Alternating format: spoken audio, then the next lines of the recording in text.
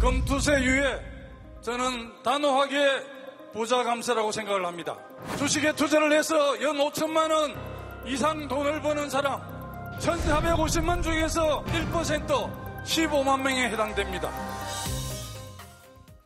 네, 오대영 라이브의 간판 코너 단도직입을 시작하겠습니다. 오늘은 김두관 더불어민주당 대표 후보를 인터뷰하겠습니다. 어서 오세요. 예, 반갑습니다. 네, 지난주 토론 이후에 바로 또 뵙네요. 예, 그렇습니다. 예, 조금 전에 이제 금투세 말씀하셨는데 이게 굉장히 뜨거운 논란인데 이 질문도 좀 준비가 돼 있는데 그 전에 오늘 이제 핫 이슈입니다. 김경수 전 지사 복권 가능성 굉장히 환영한다라고 말씀하셨죠. 어떤 이유입니까? 우리 당이 현재 어떻게 보면 이재명 대표의 일극체제인데요. 대선 후보도 사실은 지금은 이재명 후보밖에 없잖아요. 예. 그래서 뭐 이번 전대에서 이제 80% 얻고 하면 당 대표도 이재명 후보, 대선 후보도 이재명 후보 이렇게 될 가능성이 높은데 김경수 전 지사가 오늘 이번에 복권이 되면 우리 당내의 대선 주자들을 다양하게 할 수 있고 본선 경쟁력을 높여서 우리 민주 진보 진영을 지지하는 국민들, 당원들의 바람을 또 실현하는데 한 발짝 다가갈 수 있기 때문에 저는 뭐 김경수 전 지사뿐만 아니라 김동연 경기도 현재 지사, 또 김부겸 전 총리, 또 임종석 전 비서실장 이렇게 다양화해야만이 우리가 3년 후에 정권 교체를 할 수 있다 이런 입장이라서 이렇게 당대에서 그렇게 이야기를 하면 적어도 박수를 치거나 침묵을 해야 되는데 그냥 이재명 지금 대표 후보로 쭉 가면 되지 왜 다른 사람을 검행하느냐 이렇게 해서 야유를 보내서 제가 굉장히 떠아갑니다. 상처를 많이 받으셨군요. 아니 상처를 받기보다는 제가 상처받는 것보다는 당의 미래가 더 걱정이 돼서 염려가 되는 부분이에요. 지금 차기 대선 주자들 쭉 읊어주셨어요. 이재명 전 대표를 포함해서 김경수, 김동연, 임종석 그리고 김부겸 전 총리도 언급을 하셨잖아요. 본인은 왜 빼셨어요? 저는 지금 당내 경선을 하고 있고 당 대표를 8월 18일에 맡기가 쉽지 않지만 맡으면 당권대권 분리 차원에서 2026년 8월 18일까지 임기거든요.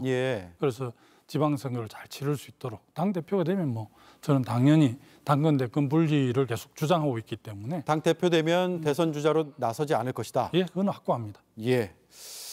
자, 친이재명계 그러니까 친명계라고 불리죠. 친명계에서는 김경수 전 지사의 복귀를 그렇게 바라지 않는다. 그래서 복권에 대해서 좀 소극적이다 이런 언론의 평가들이 있더라고요. 실제로 그렇습니까? 오늘 장경태 최고위원 인터뷰를 보니까 왜 복권을 하는데 마침 우리 전당대회를 하고 있는 이 시기에 하느냐. 그래서 좀 의도가 있는 거 아니냐 이렇게 좀 떨떠름하다 이런 표현을 해서 저도 좀 많이 아쉬웠는데 오히려 보통 복권 3일을 하면 당에서 이제 이 법무부에 요청을 하거든요. 여야가 공히 그렇게 해서 조율을 해서 균형을 맞춰서 이렇게 사면 복권을 시키는데 이번에는 우리 당에서 그렇게 요청을 안 한 것 같아요. 안 한 것 같다고요? 제가 알기로는 안 한 것 같아서 좀 아쉽고 이미 진작 복권이 됐어야 되는데 지난번에 3회만 되고 복권을 안 시켜줬어요. 이번에 이제 복권이 됨으로 해서 앞으로 정치적인 활동들을 할 수 있고 우리 당에 사실은 굉장히 친노 친문이라고 하나 이런 쪽 세력들이 많이 이렇게 좀 목소리를 못 내고 있잖아요. 그래서 오늘 이번에 국무회의에서 복권이 최종 확정이 되면 김경수 지사 중심으로 또 나름대로 이렇게 사람들이 좀 모일 수 있어서 우리 당의 민주성과 다양성이 회복될 수 있을 것 같아서 저는 대환영을 했습니다. 친노 친문에 의한 또 세력 재편 가능성을 염두에 두고 계시는 거군요. 당내 민주주의 그리고 치열한 경쟁, 선의 경쟁이 반드시 필요하죠. 자 전당대 대회 얘기로 들어가 보겠습니다. 호남 거치면서 이제 두 자릿수 득표율로 올라섰고 그런데 너무 시동이 늦게 걸렸다 이런 평가도 있더라고요. 지금 우리 당내 이제 125만 당원들 중에 아무래도 강성 당원들이 적극적으로 지금 투표에 참여를 하고 있어서 온라인 당원들이 주로 하기 때문에 지금 제가 호남 우리 당 심장이라는 호남에서 10% 넘은 것만 해도 굉장히 제가 감사해야 될 일이고요. 지금 온라인 투표가 반영이 안 된 수치입니까? 반영이 되는 겁니다. 그때 되는 거죠. 권리 당원들 되고요. 현재 17일, 18일에 지금 투표에 참여하지 못한 분들이 참여하게 되고 대의원들은 비중이 확 줄었는데 대의원들이 17,000명인데 네. 17, 18일에 투표하게 돼 있고 마지막은 저 국민 일반 여론조사 30% 반영이 되거든요.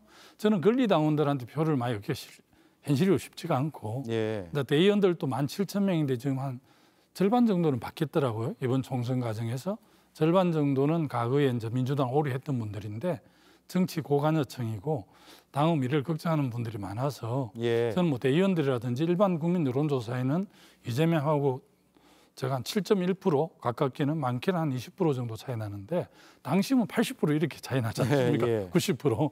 이러니까 일반 국민 여론조사하고 대의원 투표를 좀 기대하고 있는데 저는 뭐 애초에 출마를 할 때 다른 목소리 1%라도 다른 목소리가 있으면 그것을 대변할 책무가 있다는 그런 각오로 나왔기 때문에 실제 뭐 이번 투표 누가 봐도 학대명, 어대명 아닙니까? 그래서 예.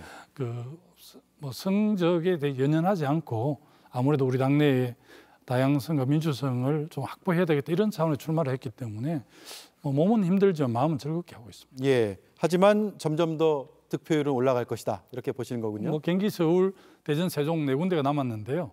아마 뭐 영남 지역이나 다른 충남, 충북보다는 조금 두 자리 숫자 정도 기대를 하고 있는데 어쩔지는 잘 모르겠습니다. 추이를. 네. 자, 정치 동료로 함께 해왔던 이재명 후보와 상대로 만난 이재명 후보는 같습니까? 좀 다르게 느껴집니까? 제가 최근에 이제 이런 질문들을 좀 받습니다. 대선 때 중도에 이제 그만두고 이재명 후보를 지지하고 또 개항에 보궐선거 나갈 때도 이제 좀 이렇게 판을 깔았는데 역할을 했는데 지금 왜 그렇게 대립하는 이런 질문들을 많이 받는데요.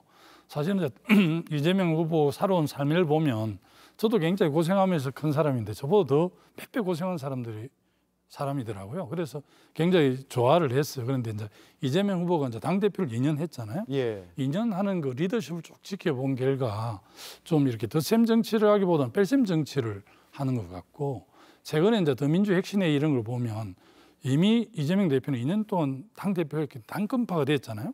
당권파가 당내 또 정파 내지는 계보를 만든다는 게 저는 제 상식으로 잘 이해가 안 가요. 예. 그래서 그런 점들을 보면서 또 이번에 이제 연임하는 과정을 보면서 우리 당의 역사를 봤을 때 연임은 결코 우리 당의 미래를 봤을 때 바람직하지 않다 이런 생각에서 제가 이제 참여를 했으니까 예. 처음에는 약속 대련이다, 뭐 들러리다 이렇게까지 이야기를 하더라고요. 근데 저도 나이도 있고 예. 꽤 어려운 곳에 내가 정치를 해왔잖아요. 이렇게 좀 순하게 생겼지만 예. 그런데 제가 뭐 이 나이에 그 들리리스로 나올 처지도 아니고 정말 당이 염려가 돼서 제가 낙동강 전선에서 패장이라서 뭔가 마음이 많이 힘들었습니다. 네. 그럼에도 불구하고 아무도 연임하는데 추대되는 분위기인데 거기에 도전하는 사람이 없어서 제가 큰 결심을 하고 도전한 거죠. 네. 그런 과정에서 이제 하나회 발언도 나왔는데 비유라고 하셨죠. 예. 지금 사과를 해야 된다 이런 당내 여론들이 있는데 예. 사과는 끝끝내 안 하실 생각입니까? 예, 정동영 의장님도 뭐 SBS에 나오셔가지고 당내 뭐 그런 정파에 좀 더 당내 정치에 많이 관여하는 이런 부분에 대해서 지적하는 거는 괜찮는데 예. 80년 신군부 하나에 비유한 거는 좀 가했다 이렇게 지적을 했는데 제가 뭐 하나의 방점이 있는 게 아니고 우리 당내 민주주의 훼손되는 부분에 대해서 지적한 것이기 때문에 예. 달을 보면 별 그렇게 비판할 게 없는데 네. 일단 뭐 강성 지지자들은 그렇게 규정을 했다라고 비판을 하시는데 저는 뭐 그 정도 다른 견해를 낼 수 있고 그걸 다 녹여내는 게 우리 민주당이지 네. 뭐 그 단어 하나를 가지고 그렇게 비유에 쓰인 단어보다는 그 메시지에 주목해달라 이 말씀이네요. 예, 하나이를 연상한다 이렇게 지금 하나이 같다라고 이야기한 것도 아닌데 예.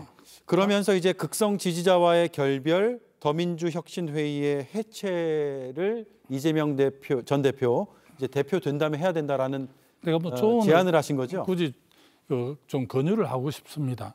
2017년에 대선 경선이 끝나고 이재명 대표의 가장 열성적 지지자였던 송가혁이라고 있었거든요. 네. 손가락 혁명군. 그걸 결별을 함으로 해서 이재명 후보 지금 당대표 되고 입지가 커졌습니다. 저는 더민주혁신회의는 본인들이 당권파기 때문에 네. 굳이 새로운 정파를 내는 게 좀 더 동의가 잘 안 되고 최근에 이제 영남의 5개 시도당 위원장은 전부 다 더민주혁신회의가 됐고요. 우리가 주목했던 강주광역시는 양부남이라는 현역 의원이 되고 예. 강의원이라는 더민주혁신회 상임 대표가 떨어졌어요.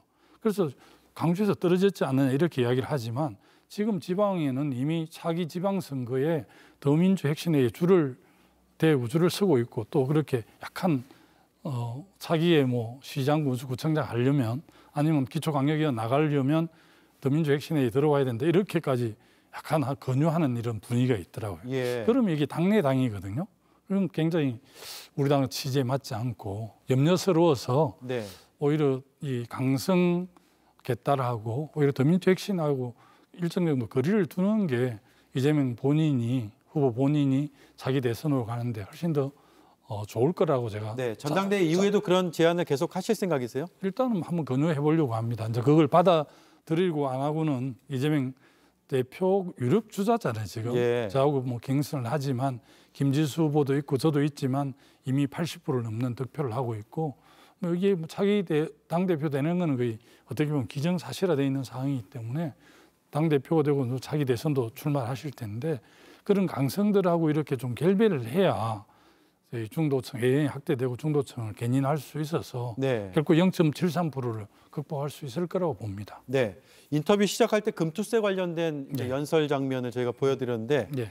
금투세 폐지를 지금 주장하고 계시고 네. 부자 감세는 안 된다라고 네. 주장하시는 거잖아요. 예, 금투세 이제 유예가 안 된다. 그렇죠. 유예를 하면 부자 감세가 되는 것이다. 네. 그런데 당내에서는 이게 유예해야 된다는 쪽의 목소리도 조금씩 나오는 것 같아요.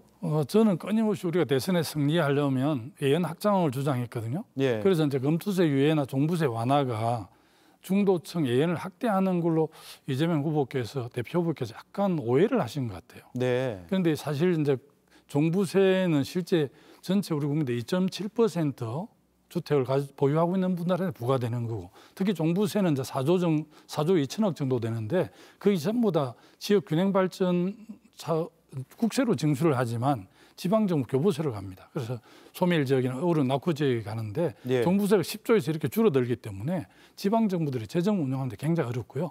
금투세는 이제 금융투자를 해서 5천만 원 이상 소득이 생긴 분한테 가세를 하는 거거든요. 1,450만 중에 1% 15만 정도에 부과하는 겁니다. 그리고 예. OECD 38개국 중에 30개국이 금투세를 시행하고 있고요.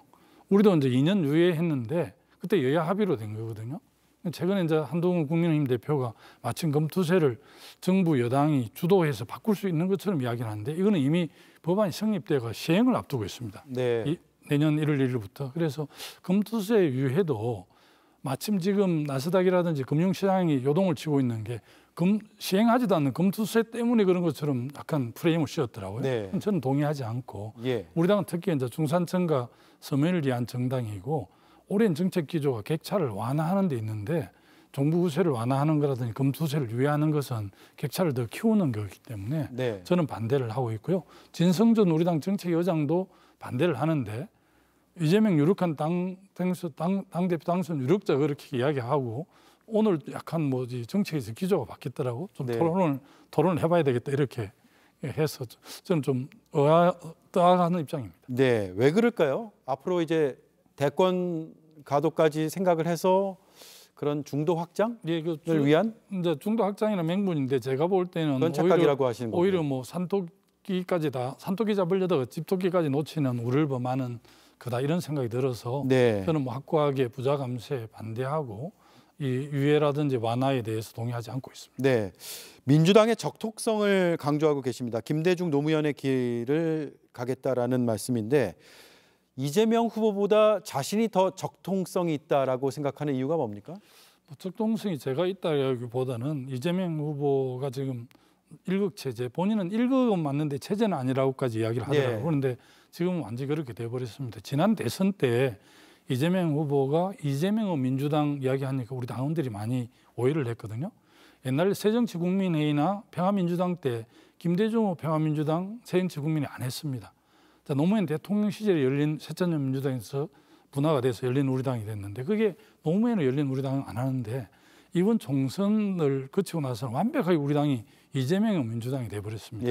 그런데 우리 이제 민주진보 진영은 연대 연합 통합할 때 승리를 했거든요. 김대중, 김종필, DJP 연대를 통해서 최초의 수평적 정권 교체를 했고 정몽준, 노무현 단일화를 통해서 재집권을 했습니다. 그런 역사가 있는데 지난 대선 과정을 봐도요. 국민의힘은 30대 무관의 이준석을 당대표로 앉히고 또 안철수가 단일화하고 윤석열 대통령도 국민의힘 사람이 아니었잖아요. 영입을 해서 만들었는데 우리는 그때 어쨌든 정의당하고 단일화도 안 됐고 또 안철수하고 그것도 안 되고 네. 또 같이 경쟁했던 뭐 이낙연 후보 측도 갈등이 있어서 많이 좀 적극적으로 못 도운 상황이 돼서 0.73으로 졌는데 제가 노무현과 김대중의 길로 가면 승리할 수 있지만 이해창의 길로 가면 얘도 골목대항밖에 안 된다 이런 점을 지적하면서 훨씬 더 예언을 확대해달라 이런 요청입니다. 뭐 저는 김대중 노무현의 길이고 이재명 아니다 이런 게 아니라 그런 네. 점들을 강조한 겁니다. 알겠습니다. 자, 시간이 다 가버렸네요. 아, 그렇습니다. 한 16분, 17분 정도 인터뷰를 했는데 주말에 경기, 대전, 세종 예. 좋은 결과 있기를 바라겠습니다. 그리고 전당대회 끝나면 다시 한번 또 나와주시죠. 아, 예, 불러주시면 바로 나오겠습니다. 네, 네, 감사합니다. 오늘 인터뷰 잘 들었습니다. 예, 고맙습니다. 예, 지금까지 김두관 더불어민주당 대표 후보였습니다.